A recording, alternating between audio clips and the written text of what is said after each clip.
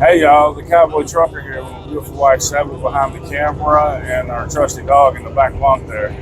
We're back to rolling again, so let me tell you a little story about that. So we're in a hurry and we needed to fix our fuel wire separator, replace the drain, the self-ventilating drain.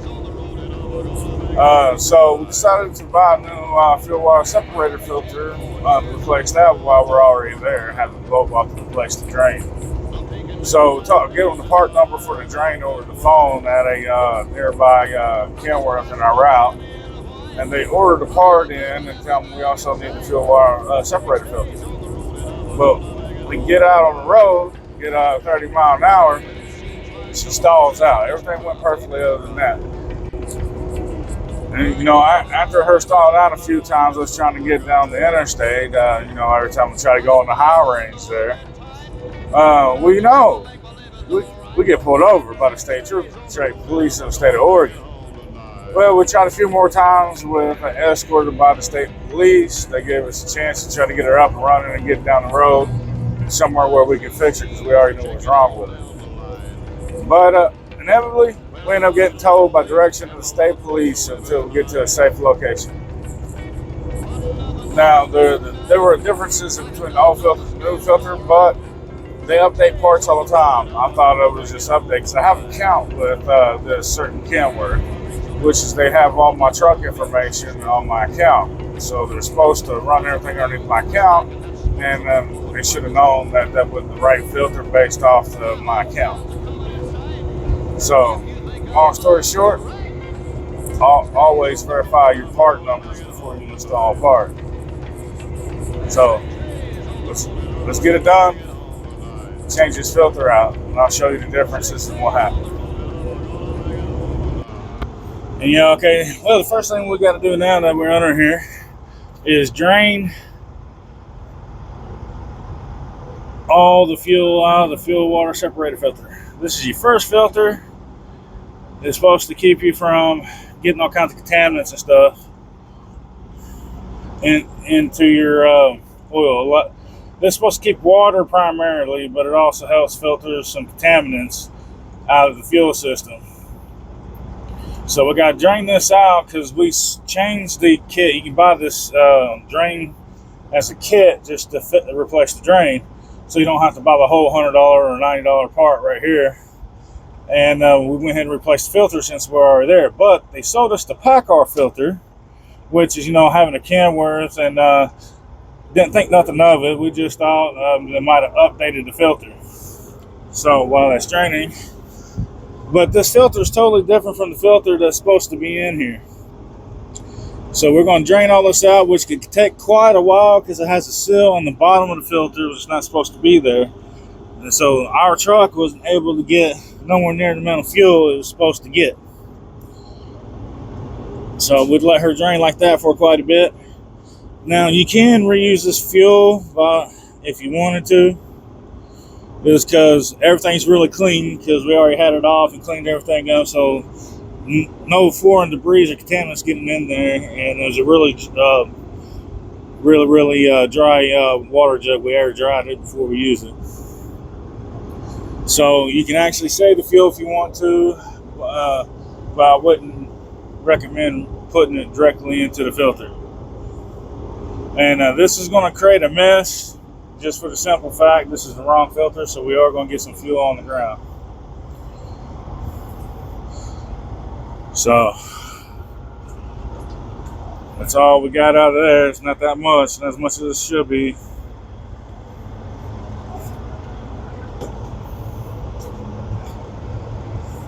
Alright, so no more fuel's coming out through the filter, so we're going to turn this to the right to close it off. Then we're going to hook our fuel sensor here. It's a quality control sensor. It lets you know when you got something wrong with your fuel. So you just take this off. It just screws off. There's an O-ring in here that you replace when you take this off. So just to keep it from leaking. But the O-ring is right there at the very base. Some have O-rings and some don't. not all makes and models of the sensor has an O-ring style seal. So we're going to open up our clamp and then get it on here. So the long side goes the way you're pulling. So we're going to turn this to the left. So get the long clamp on here like this, and then I assist with my hand. So that way it keeps from tearing up and digging too much into the plastic, because it is plastic. So I get the clamp on there and turn with both hands until I can get it off by hand.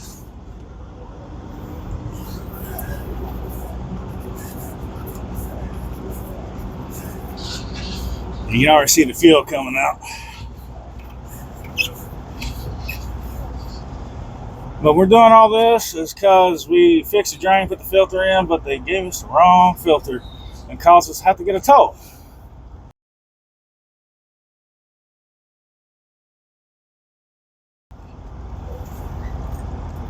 And here comes all the fuel. Nothing we can do about it. We'll get some quick dry, throw it down on there, and then soak up the diesel. There's not a whole lot of diesel in here anyway. Okay, so we got the whole globe off. We're expecting for any seal damage, because that could cause it and not the filter. And I don't see no cracks in the globe, so we're all good to go there. And the seal down the bottom is still in perfect condition because it's brand new. All right, here's the filter they showed us. It has a big old hole in top, which is way bigger than normal, but I seen that little smaller one right there. So I think maybe they updated our filter, because that's about the size diameter it's supposed to be. And then down here it's not closed off, it's open. And I was like, okay, they changed their filters, they updated it. And it has an O-ring down here, which normally for my truck it doesn't have. So you see the PACCAR filters even says PACCAR. Now the filter that my truck takes, see, I'll get that in a minute. You see how it's completely closed in the bottom? You see it's smaller diameter and the really rubber still here and really small. This is the fuel filter we're supposed to have. And this could damage our engine. This is why we're shutting down, idling rough, and just poor performance. But also, that filter can let contaminants in our engine into our fuel and damage our injectors. And if that happened, that's on the Kenworth dealer that we bought the part from, because they're supposed to give us to it based off our VIN and get us the correct parts. The dummy me, I should have asked about it because it didn't look right. But we're going to put this on, and I would have showed you running how she runs and just dies, but we don't want to take any more chances about damaging anything for no reason. So we're going to put this filter on, and what I like about this filter, this O-ring here, I got diesel on my hands and they're pretty clean, so kind of lube it up.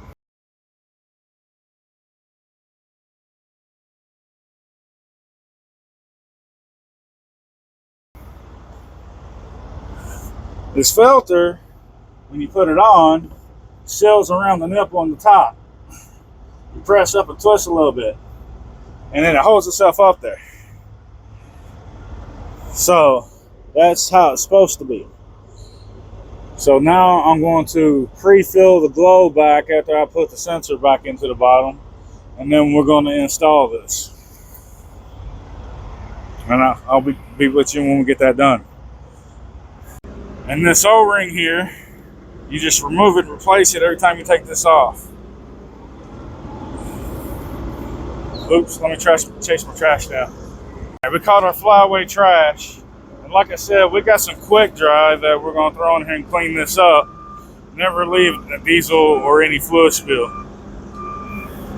And this O-ring, you just slip back around the fit and you lubricate it with diesel, and then you reinstall it. But we're going to pre-fill it. Here's the old one. Even though it's still in good condition, we're not going to reuse it. Plus, it's for a different type of filter.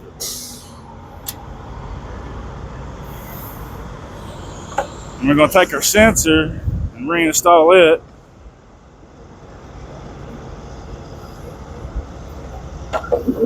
So that way we can pre-fill this so the priming pump doesn't have to work so hard.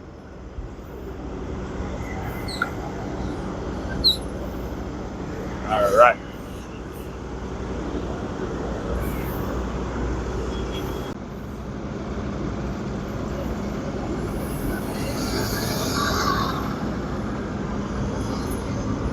So we put what we got in here, and then we're gonna throw this back up.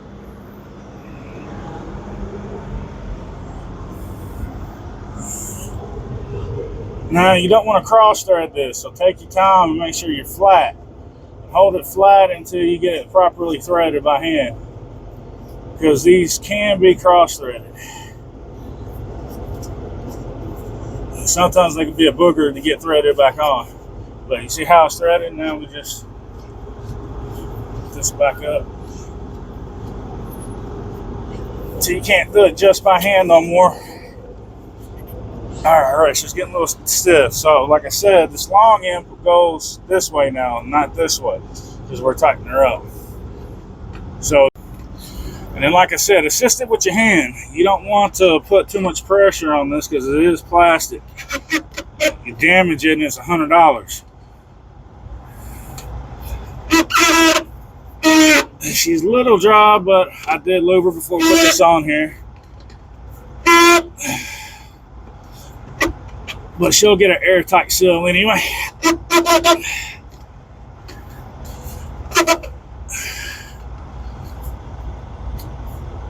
All right, it's good.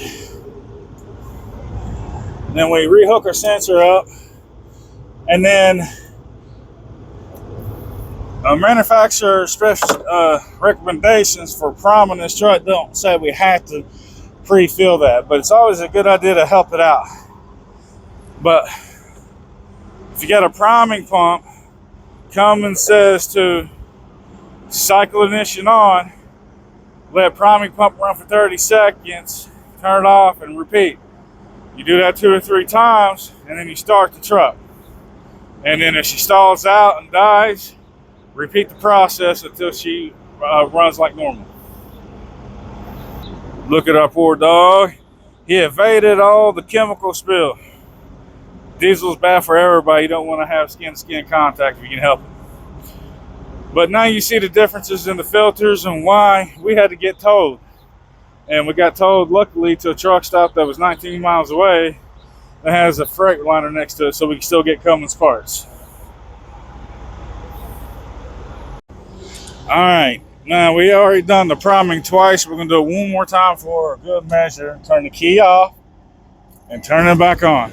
Then our priming pump is gonna prime, fill it up. You can maybe hear, I don't know if you can mic or pick it up or not. But that's the priming pump pumping and priming the fuel system. So you let it run 30 seconds to fully prime the system 2 or 3 times. So this is going to be the last time, and then we're going to turn her over and see how she runs. All right, now we're going to turn her over and start her. Now she's properly primed.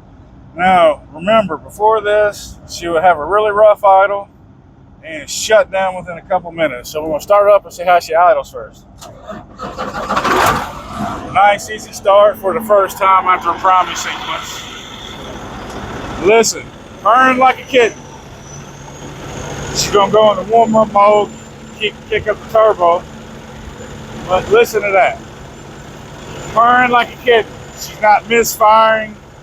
And I bet we don't gotta check engine light for fuel real low pressure, so let's go check.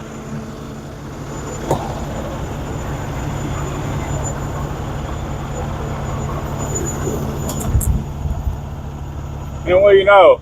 Clean dash. No check engine light for fuel real low pressure now. So this pack car filter caused a low pressure fuel rail pressure check engine light. So it's like SPM 155 or 154 or something like that. But now she's running beautifully. The only thing we changed was fuel water separator filter. So be careful what filters you put on your equipment. It is that delicate.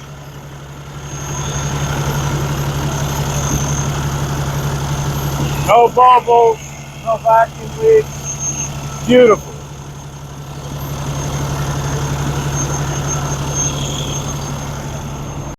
Hey y'all, I just want to thank you for turning in. And now everything's all done. We got her did, and she's purring like a kitten still. And just lesson to take from all this: remember to check your part numbers before you install them. And if you think there might be an update, double check it. Thank you for tuning in once again, and God bless, and see you next time. 6 days on the road and I'm gonna make it home tonight. 6 days on the road and I'm